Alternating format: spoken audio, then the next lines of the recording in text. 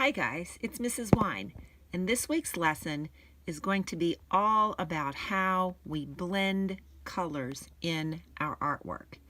So as you can see, the first thing I did is I selected what material I was going to use to color with.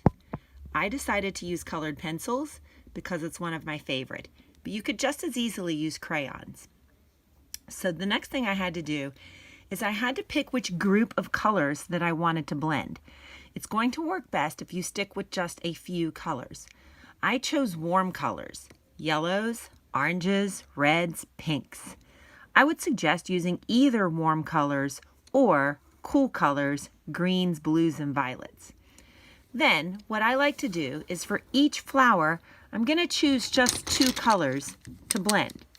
So I'm going to start with this flower. And I'm going to choose a couple of different red orangish colors. I think I'm going to choose these two. And what I like to do first is I'm going to start with one of the colors.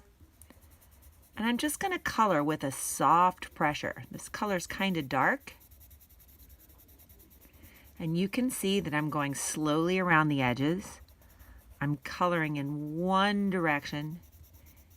And I'm stopping when I get to the black line. Remember, a black line is like a stop sign. So I'm just going to go ahead and color all the sections of this flower.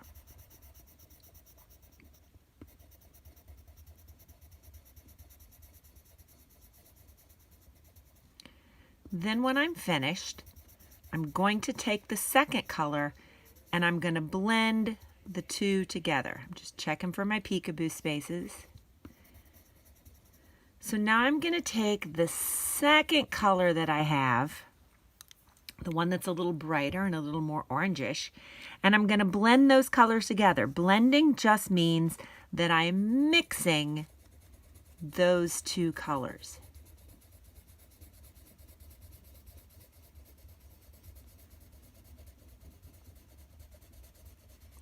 And I'm just going to keep going, one section at a time, coloring neatly. And it doesn't matter really what you're coloring. If you picked up this coloring sheet from the school or if you have the capabilities of printing it, that's great. If you don't have this sheet of flowers, you could color any picture you have in a coloring book and practice blending colors there. And if you don't have a coloring book, you could draw your own picture and you could practice blending colors on your own picture that you created. Now, the next thing I want to show you is how I did this flower, because on this flower, I was actually blending two different colors. I started with a yellow, and again, I'm coloring each petal one at a time. I'm just going to finish coloring all the petals of this flower yellow.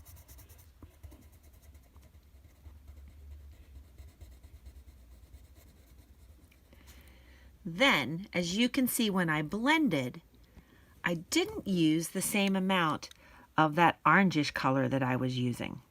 So I took that bright orangish color, and instead of coloring the whole petal, I sort of played around with how hard I was pressing. I started with a very hard pressure, and then I pressed a little softer and a little softer. So I changed the value of that orange color. And that gives it a really nice blended look so that the petals look like they're darker orange toward the center and more yellow as you get out to the edges.